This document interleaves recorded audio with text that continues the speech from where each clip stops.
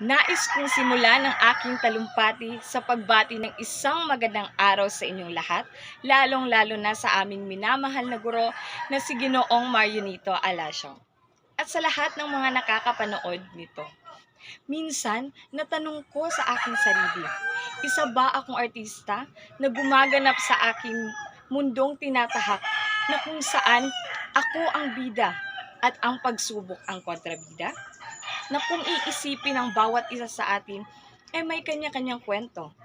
Pero mismong ikaw lang ang nakakaalam nito. Sa talumpating ito na pinamagatang Bangon Kapatid, kung bawat isa sa atin ay tulong-tulong sa hamon, siguradong tayong lahat ay aahon. Ang buhay natin parang teleserye. May aksyon, minsan madrama, malungkot, masaya. Sa araw-araw nating buhay at sa pagdaanan o paglipas ng araw, tila pahirap ng pahirap ang pinagdaraanan natin. Ang bilis ng araw di natin namamalayan.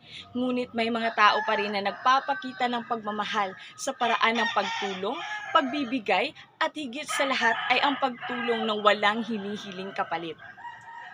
Laban lang. Sundan ang sigaw ng iyong puso. Ipangako na hindi ka susuko. Humanda ka dahil handa na ako. Sila at tayo'y sabay-sabay na aahon sa trahedyang ito. Bangon dahil may darating na bagong umaga, darating para magbigay ng pag-asa sa ating lahat. Magbibigay ng dahilan para magpatuloy sa ating buhay, para magsimula muli. Bangon, huwag susuko. Sama-sama tayo. Alam kong kakayahin mo. Sarili aahon sa anumang hamon dahil ito'y magkakaroon ng magandang pagbabangon.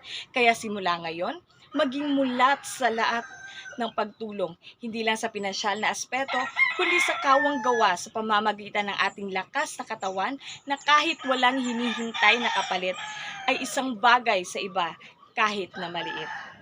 Kaya't ipagpasalamat natin sa Diyos ang lahat ng ito. Maraming salamat.